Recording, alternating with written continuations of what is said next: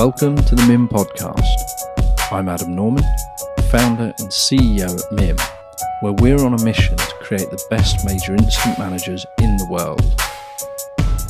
At MIM, our clients range from the largest, most well-known companies through to new, innovative companies across almost every industry from more than 72 different countries.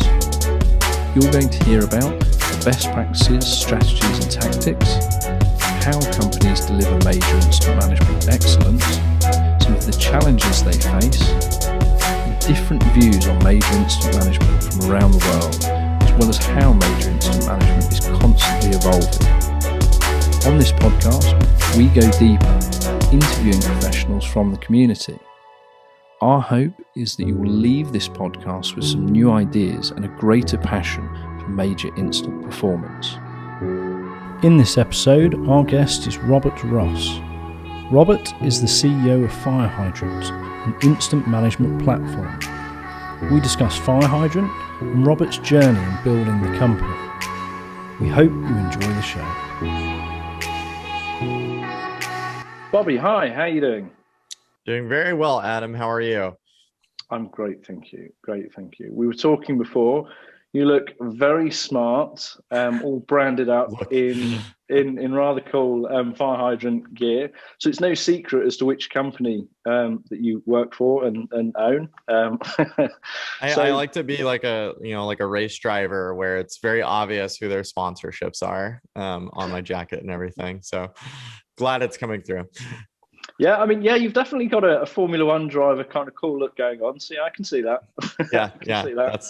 I'm much more of a Formula One fan than the NASCAR that we have over here in the United States.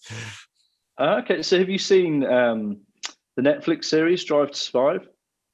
I've had it queued for probably months now, but I haven't actually had the time to sit down and enjoy it. But I love the engineering behind those cars, and it's just fascinating to me. I don't know much else about it though, if I'm totally honest, so please don't quiz me on like who my favorite driver is or anything like that.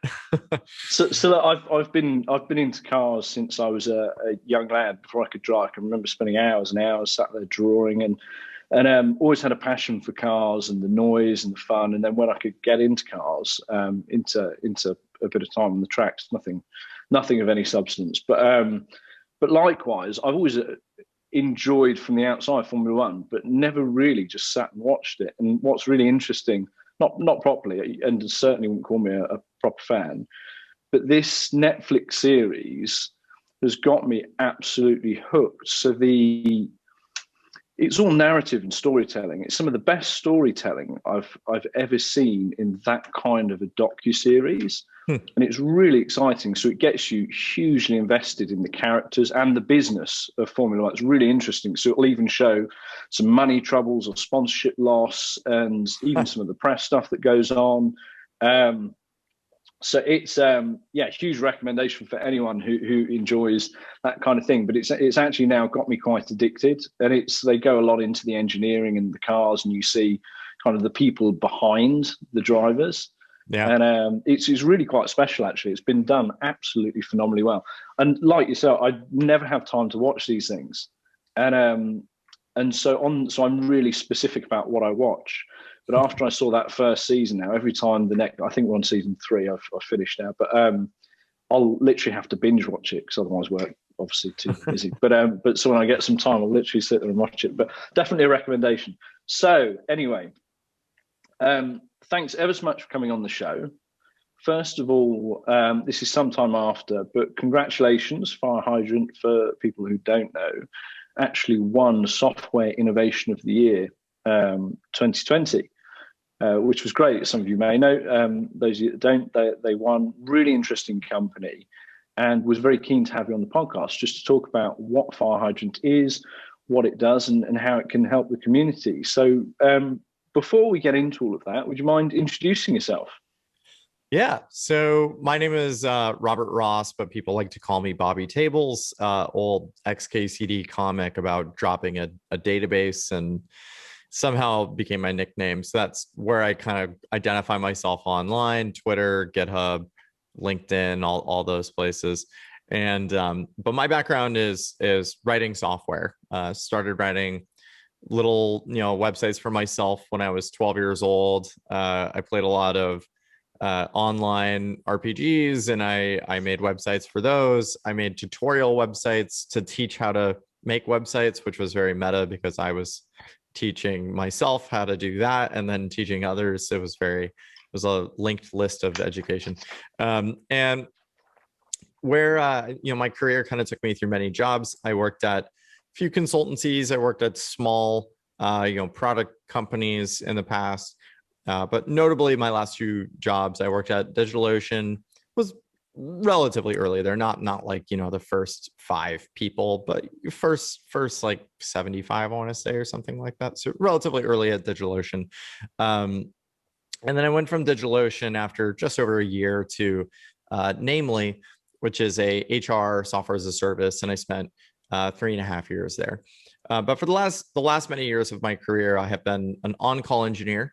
So I've responded to incidents. I've frankly caused them myself after not knowing the state of the system and doing something silly. And over time, I've kind of wished that I had some, better tools and such to help me kind of with the management of an incident. So for fun, started building FireHydrant on the side. It actually started as a video series, which is why I have this fancy mic. FireHydrant was a video series to help teach people how to make production-ready software. And I actually did it as, not too dissimilar from like a docu-series. I recorded every commit on while building FireHydrant, live coding. And after about 40 hours of video, I had a friend tell me what you're building, FireHydrant itself, is more valuable. My intent was actually to sell the videos of building FireHydrant as like this education series. But stopped one day. I got up early on a Saturday morning, went to a coffee shop and just started building FireHydrant without the, all the video and recording and all that. And got pretty far, just doing it for fun. And then about May of 2018 is when I got a little bit more serious about it. I had created an actual entity. I created an LLC and started, working on a little bit more, and, actually set up payments and things like that. Started getting like super, super early users. Obviously, I forced Namely into using it. And they're a customer today, like an actual customer, not like they're of their own free will now. But after a few months, was really, really fortunate, got introduced via the VP of engineering at Namely to a local investor here in New York City named Workbench. Workbench took a very big leap on us and invested a $1.5 million seed round. And with that money, we were able to go out and build a really great product, pretty quickly. It's always easier without customers. You can always build a product a lot faster.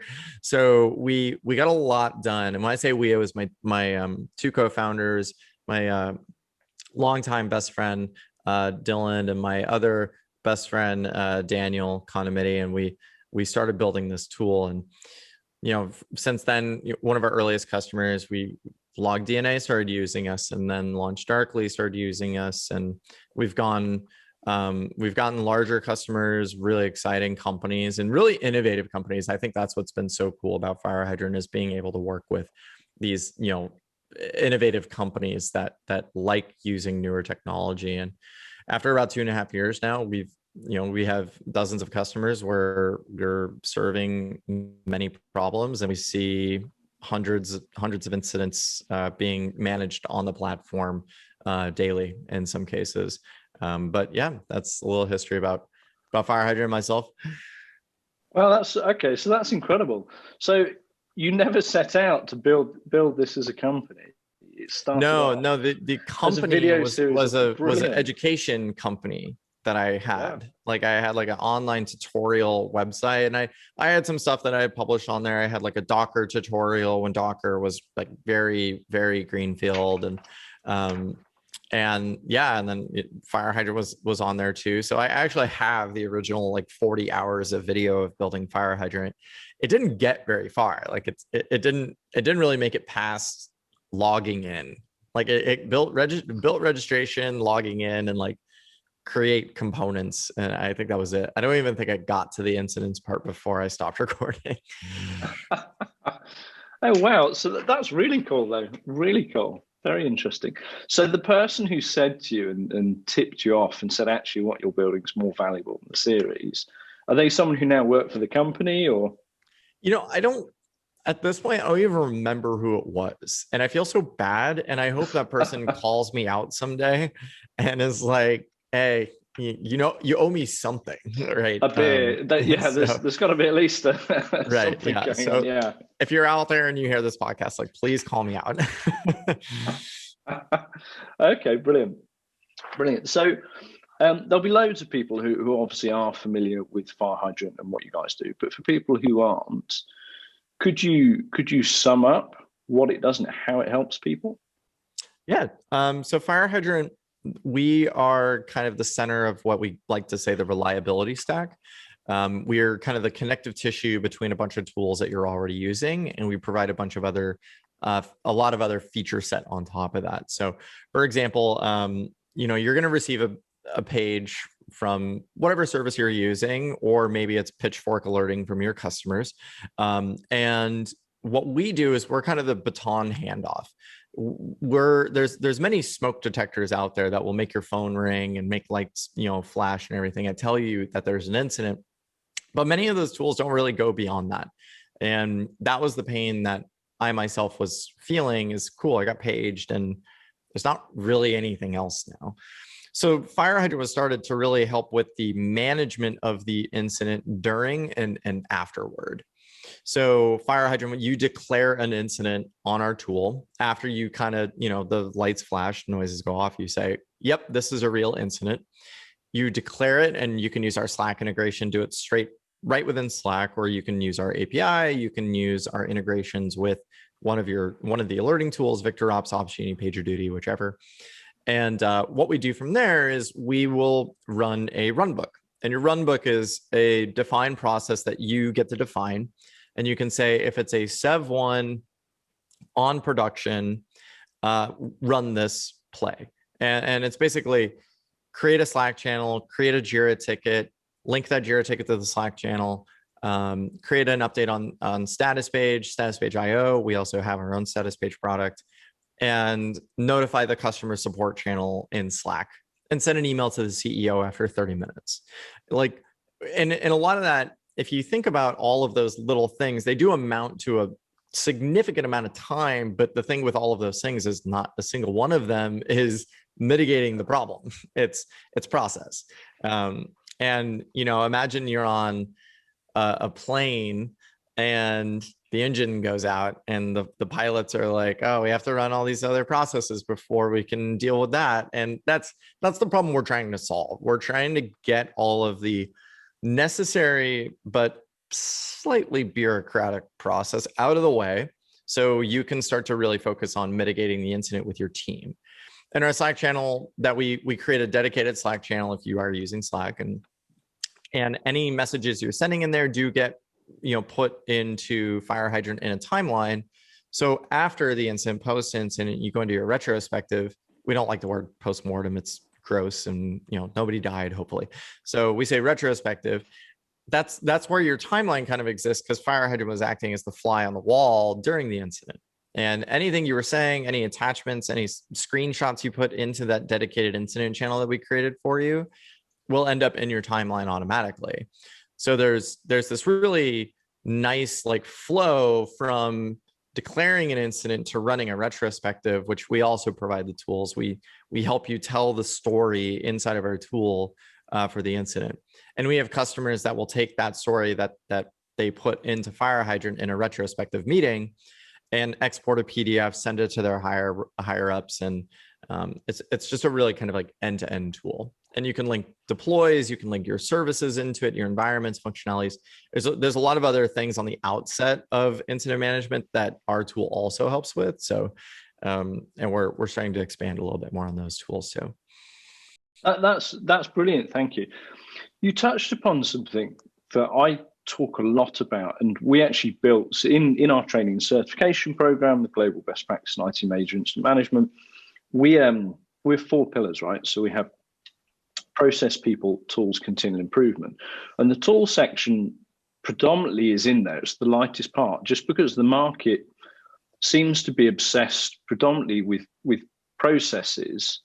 And yes, we love tools, particularly younger, newer, more innovative companies. We love the tools, but we don't necessarily think of them as doing all of the heavy lifting, in the sense of what are we freeing people up to do. And when we deal with both types of companies, the younger, innovative companies, and also large established institutes who tend to have loads of major incident managers who literally do nothing but that as a role. And when you think about that at its core, it's a leadership role through and through. You're managing a diverse group of people, resources that are geographically dispersed.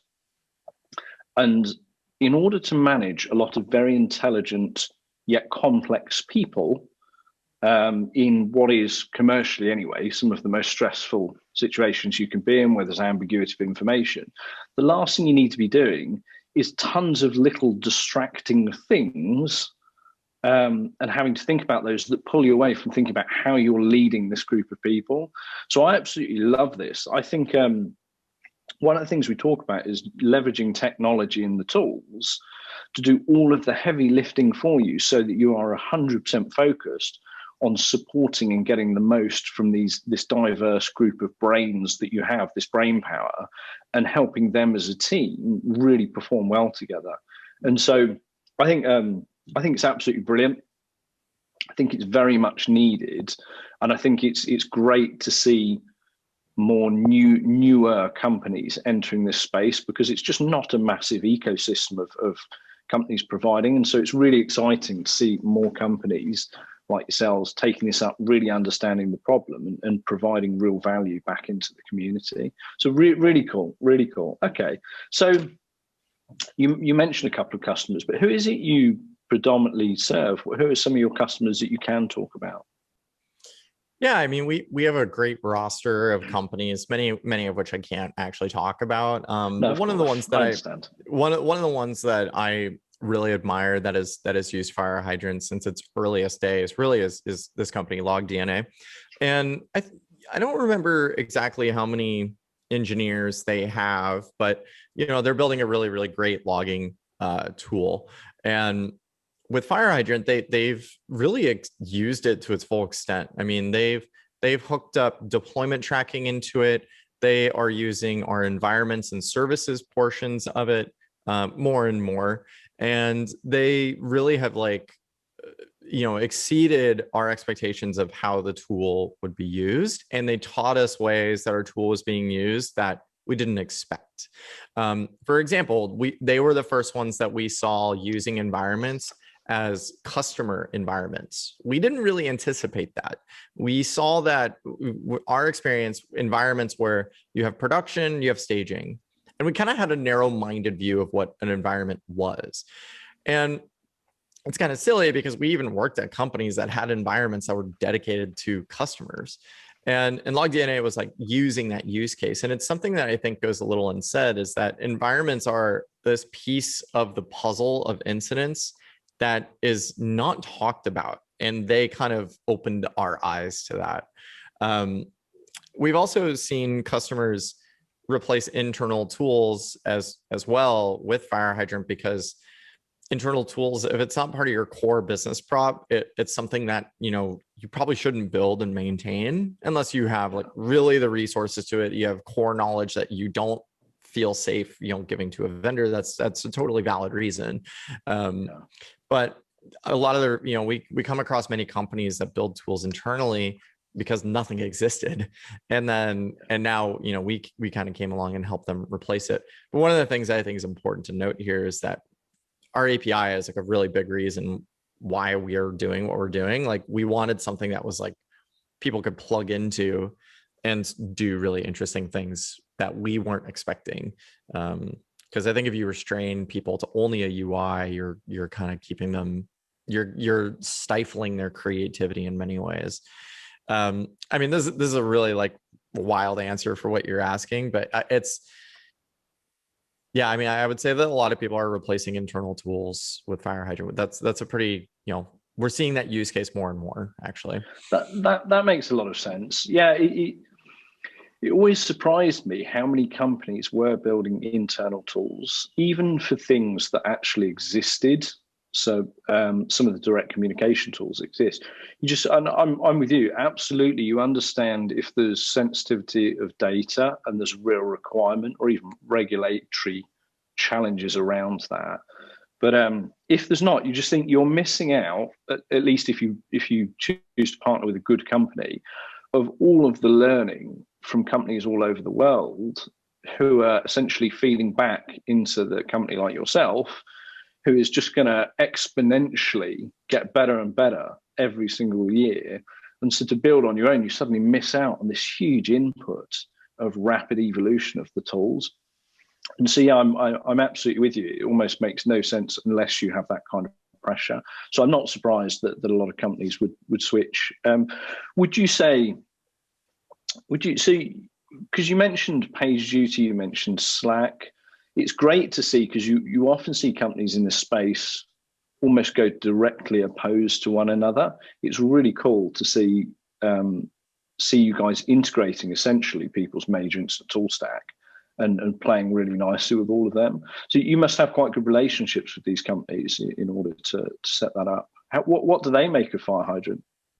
I mean, we just started building it. I mean, we didn't really ask, if I'm honest. Brilliant. We built it, and it's really interesting. I mean, many of our customers are using alerting tools already of wide variety.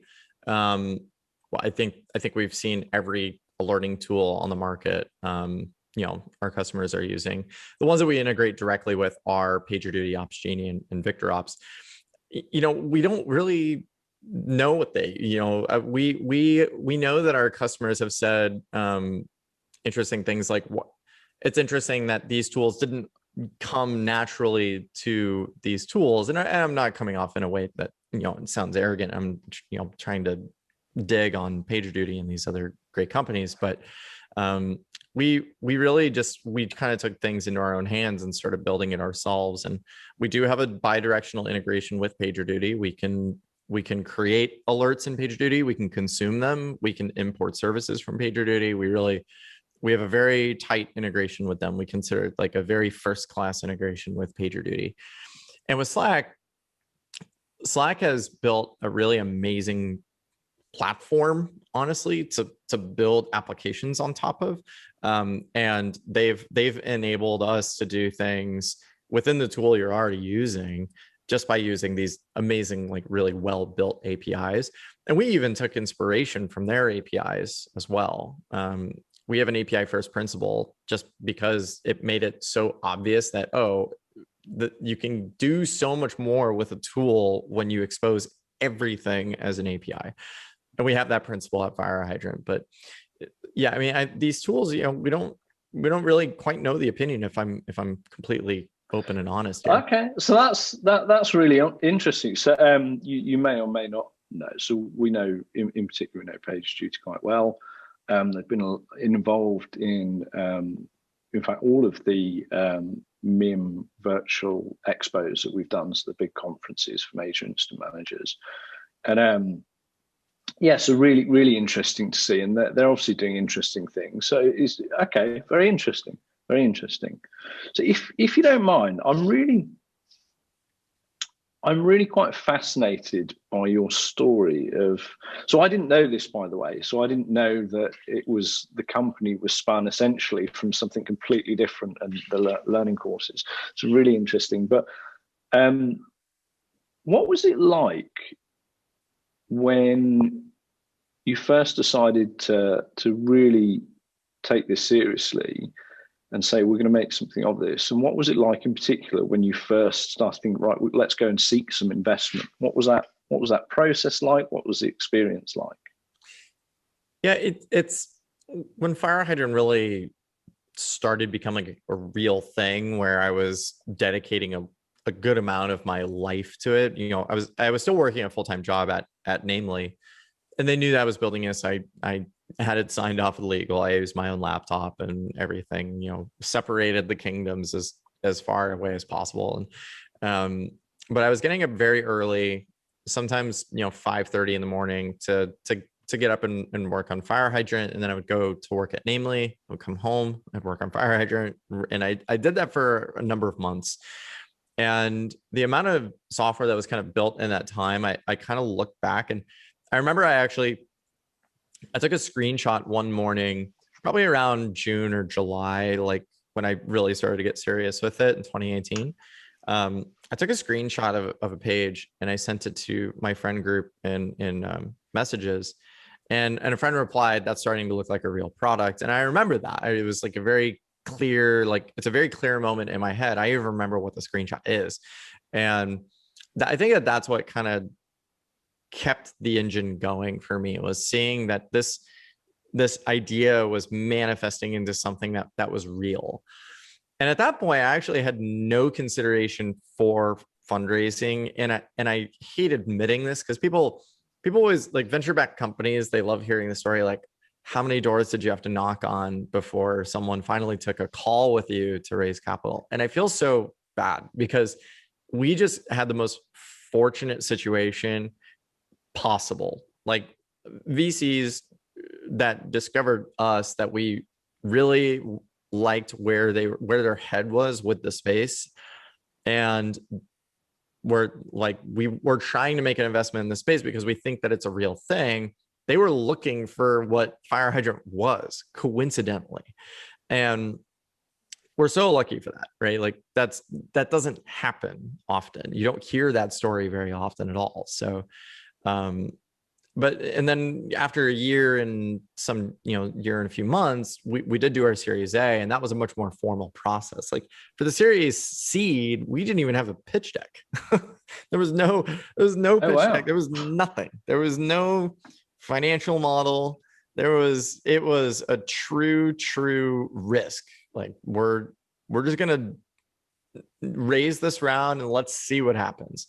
My co-founder Dylan moved to New York from San Diego. He slept on my couch for 6 months in my 1-bedroom tiny apartment. That was actually the first thing that we bought with the seed money, was a pull-out couch. Nothing, like, we bought a pull-out couch. That was the very first thing that we bought with the money. Not laptops. It was like couch laptops.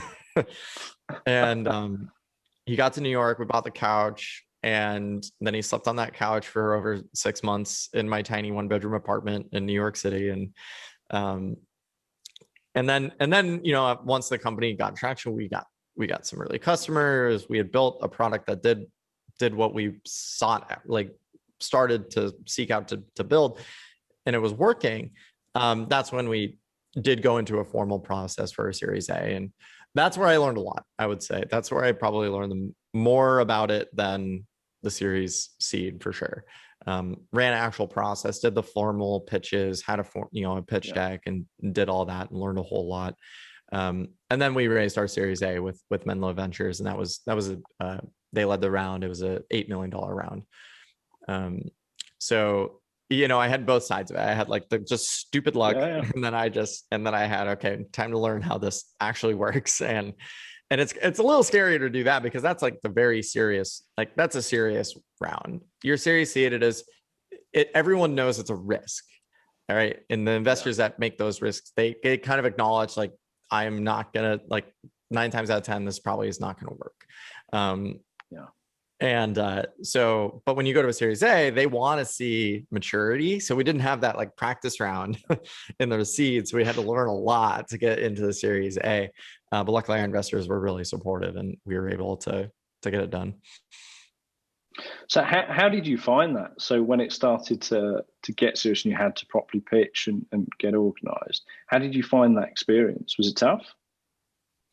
It was tough. I think the organization of it is tough. You kind of have to realize you have to think through where you're going, like, and I mean physically. So this was pre-pandemic.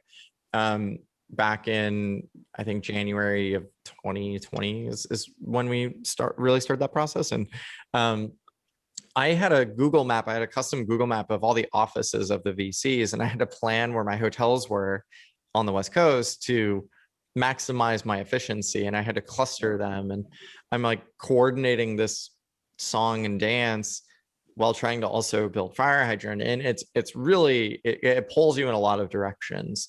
And I started like, that's what you sign up for. You know that going into it. But I think one of the hardest pieces of it was honestly just organizing when and where you're going to be, putting together a pitch deck that really amplifies your message and what you're building, why you're building it, why now, why we're the right team.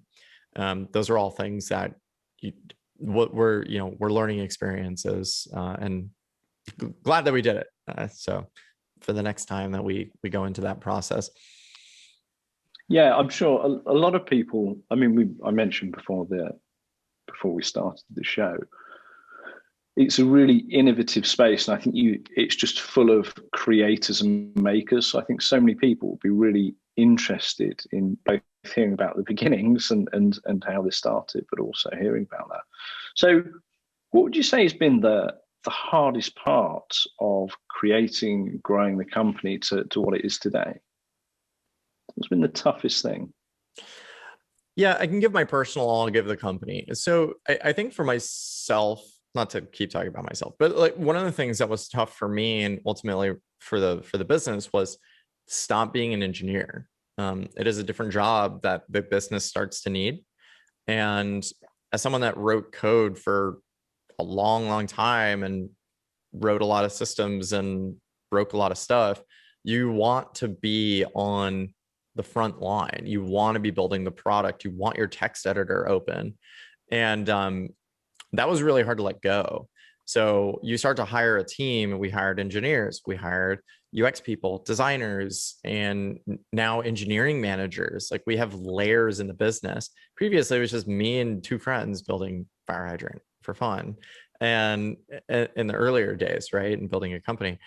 But now that responsibility has shifted, because when you're a CEO, when you move into that role, you have to relinquish things that you are doing. I kind of think of myself as like a cell that's splitting, and like the cells start to go off and do their own things. Like that's kind of how I think of my role now. And I think of what's been tough for the business is staying focused. There's so many things that we can build. There's a million things that we could build that would not be out of our vision and scope for an incident management tool. And it can be challenging to stay on track and stay focused on the message, on the vision, and build one thing at a time, build two things at a time when we start to have, the growth and team. And that's challenging. And when you're also in a startup, you have little things that are going to happen. I mean, we started an incident management company, so it's, we're not surprised. We've had an incident or two, and those can slow you down. And when you only have a few engineers in the earlier days, that can be challenging. So yeah, staying focused for your products has been something that I wasn't great at. And thankfully, thank God that we have Dylan, our head of product, who is also my best friend. So he can be a little bit more harsh and say like, come on, man, get it together. So it's nice to have that person that can like, yank the leash a little bit and keep you back on the sidewalk. It's interesting, isn't it? The very people who are natural creators and innovators often seem to talk about this. So we've got, over the next 2 years, we've got 8 new products and services to varying degrees. Some aren't massive things that need releasing, others need a lot of work. And we have exactly the same thing. It's like so many things sit within the scope of opportunity that would create so much value for the community that you constantly have to restrain yourself and one thing at a time, and where are we focusing the resources and how does that meet the key objectives and where we're going. And I think that's unique to people who like and are good at creating things in particular.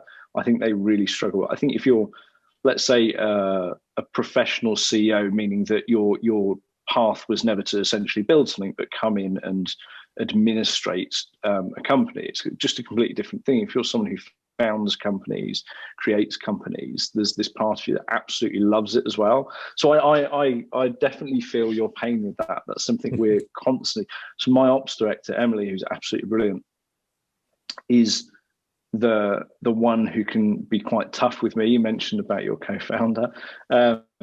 And we've got a very good relationship. So she's just like really blunt with me as well. She's like, okay, no distractions. This is what we're doing at the moment. Yes, that's great, but everything at one time. So yeah, no, I fully understand that. So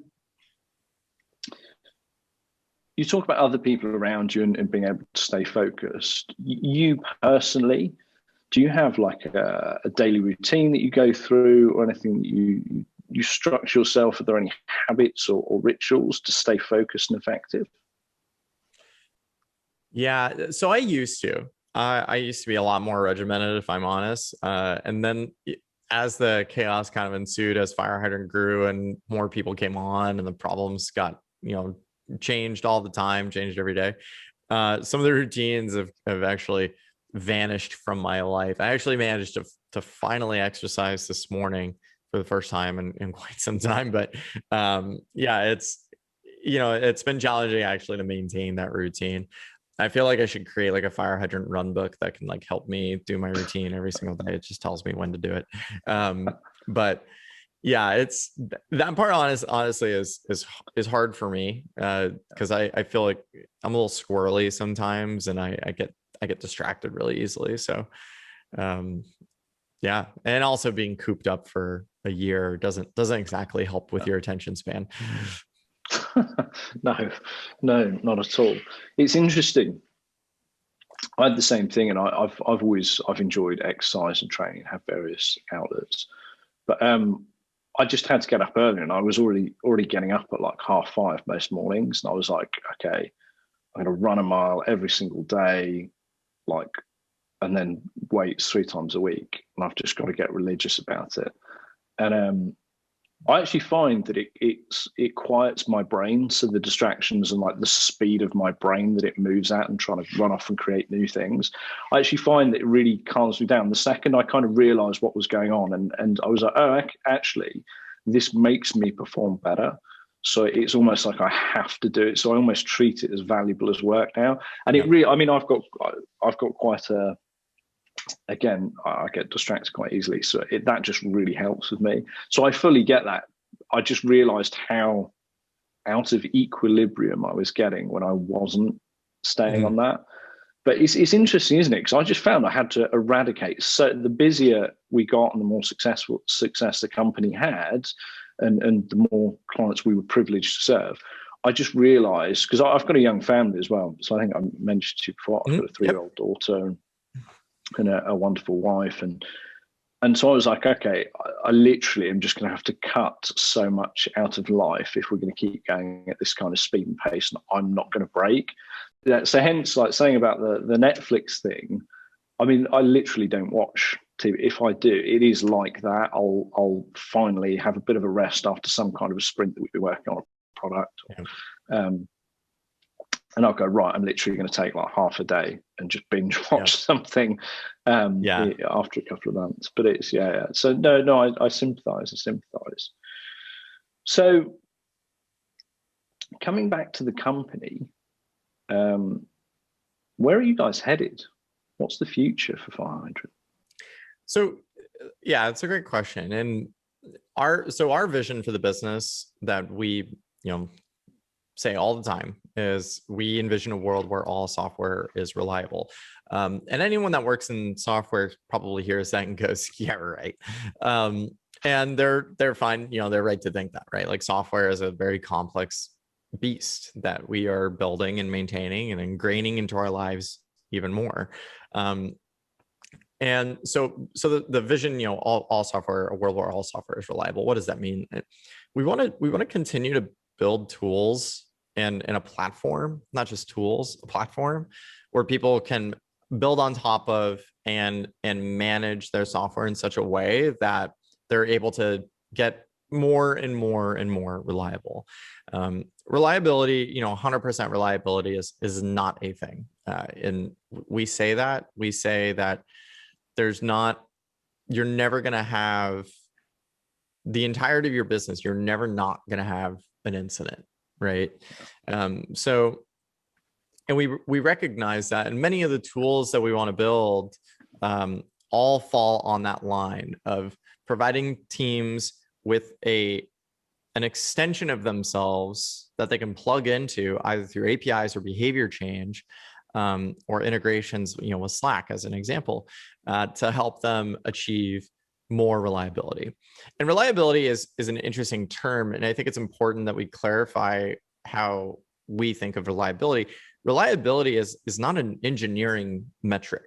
It is a company core metric. But the weird thing about reliability is it's not a metric that the company gets to define. It is a metric that your customers and users define. So it's this interesting thing where, like, you can say we were reliable, but if your customers say no, you weren't, what are you going to say? Yeah, we were. No, in this case, the customer is always right, because you don't know in some cases if a customer hits a button and it adds something to their cart 3 times. That is not reliable to that customer. You might say, oh, that's just a bug, but to a customer, it's not just a bug, it's you are less reliable. And I read this really great reliability magazine. So Stripe has something that they do called Increment. And the latest issue, I think it's number 16, has this one from Heidi Waterhouse. She's at LaunchDarkly. And she wrote about reliability. And she says that, like, a plane has many problems, and you may not know what those problems are. It could be as small as like a buckle is broken, or the leather is fraying, or the paint is smudging. Like, those are minor things on a plane. And you might see a smudge on a plane and be like, that's fine. But then if you see a smudge on a plane and you see a buckle that's a little loose and you see a torn leather, you're kind of like, okay, what's going on with this plane? And I experienced this yesterday. The elevator company in my building probably has said the elevator is fine. But then, and every time I got in it, my floor button does not light up. So, it took a while to realize, like, oh, it's still going to my floor. It just doesn't light up anymore. And then, like, the little door hatch for, like, the emergency thing was, like, opening and closing. It wasn't, like, latched correctly. And then 2 days ago, out of order was put on the elevator. And I just cannot get that out of my head. I'm like, that out of order is not sudden. That is not something that just happened. It was a culmination of a bunch of things that were not managed. So this is kind of looping back to reliability. It's like, reliability is not a company defined metric. It's a customer defined metric that you are responsible for. And we're building all the tools that help you kind of think about that and manage it and improve it over time. We're not going to ever help you get to 0 incidents. And honestly, we're not going to help you in many ways. Like, your on average mean time to resolution, like, we're going to have very little impact on that, because incidents change all the time. Your resolution times are going to change because you might have a large incident, you might have a small incident. It's all part of this really complex system. So, long answer for a short question. Sorry, Adam. But yeah, I mean, anything that really kind of helps with, like, getting to a world where all software is reliable, it's not off the table for us to build. Very cool. Very cool. Okay. So you've got a really interesting view of the industry from what you guys do and the customers you get to serve. Where do you think, in the short term, so the next couple of years, where do you think the industry is headed? Yeah, I think so. In 2020, LinkedIn has an emerging jobs report that they post. And in 2020, last year, they posted theirs, and the 5th most posts, I think it was like the 5th most new job post and, like, demand was site reliability engineer. And that kind of tells you businesses are shifting to a reliability first mindset. And if you hire people with the intention of, like, focus, like what they're focusing on the whole time. And if you're hiring dozen people that only think about reliability, that's their job. I think that the world is shifting. it used to be like a build it, ship it fast mentality, but now that software is the norm in most people's lives, I feel safe saying that now, most people's lives are impacted by software. Reliability is now key. And I think that's where the industry is going. And, the minor details of it, I'm not totally certain. I have my hunches, which is, I guess, what you're asking. But I would say that we're going to see people building things and clarifying what reliability means for that system upfront, not retroactively. That's a problem that the software industry kind of goes through right now. We define reliability after it's been up for a while. We don't have this like conscious thought beforehand saying that it must not go down or have this error rate, not go down. Let's get rid of that. It can't have an error rate of more than a certain percentage of requests. Yeah. And that's a thought that people are having earlier and earlier in the software development lifecycle. I think that we're going to see that in the industry more and more. I also think that we're going to start to see reliability creep into the other aspects of the organization. I think that it's not uncommon for a larger organization to involve legal, marketing, sales, customer success for one incident. In 2019, Slack issued $8.2 million in SLA violation refunds. That is every department getting involved. That is legal. That is the PR department going, how do we spin this? How do we, right? Like everyone was involved in that incident. So I think we're going to start to see the engineering team be as involved as they have been in incidents, but also seeing the other teams start to get involved more and more and more at every size organization. I think that it's going to become a standard practice. Yeah, that's really interesting that you say that, because companies who use our services in a really big way, meaning they just train huge volumes of people, are the more traditional institutes. You think of like, long established telco, you think of both retail, banking and asset management, like large scale, think of managed service providers.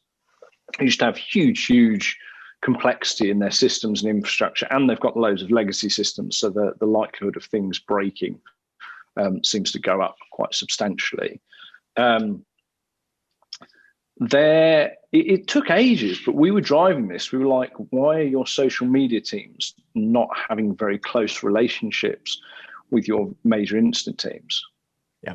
And it just made no sense. And don't get me wrong, there were plenty of companies doing it, but it wasn't the norm. And it's been really interesting to see the last 2 years, there's been a huge shift of that, even in command centers, that becoming the standard, of which it just wasn't, to almost have very close to the monitoring team, having a social media team and really just plugging those together and that becoming standard. And I think you're absolutely right. It's really interesting that you talk to major incident managers now and they all seem to remember the really big, nasty major incidents that either go public and PR's involved or the C-suite's involved because they're going to have to get in front of the camera. Legal, particularly for like regulatory stuff, which obviously is fairly common for finance in particular because of the regulatory requirements on data, what they have to hold and time periods. But I agree with you. I think that's getting more and more common. And I think it was for a very long time, those departments only really started to understand what the technology teams were doing when they had this huge issue. And they kind of built some very small relationships for that piece and then almost disappeared and it became a bit siloed again. And I think you're seeing a huge shift in that. I know from companies we work with, there's loads of conversations happening well before things happen. And I think that's a really positive move, and you almost can't afford not to do that now. You need a really good relationship with all of those teams and to be talking about early, well, what if this does happen? How are we going to respond? Who's going to be involved? What's it going to look like? So really interesting to you say that. So final question. Are there any questions that you think I should have asked you that I have not? Oh, I wish I had known that question was coming. How can I better prepare for a podcast with you in the future? No, I I think I have to ask, I have to think of at least one, right? No, not compulsory. You can say no, Adam. You've done an incredible job, and there's not a thing left that you could possibly ask. I think one thing that you can ask me that I'm very opinionated on is, you know, nomenclature of incidents, and yeah, like what are the do's and don'ts of nomenclature within incident management response and learning from incidents. And I guess I can just pretend you asked me that. Please do. I'm fascinated now. Please do. So one thing that we follow a lot of the academia of incident management and kind of like learning from incidents, human safety factors. We read things as they come out. We retroactively read papers from the 80s, and we're fascinated in the science of incidents. And one thing that there's a small but mighty community on Twitter that is very about incidents, and if you could believe such a thing, right? And we agree that, you know, we hear all the time root cause analysis. We hear that.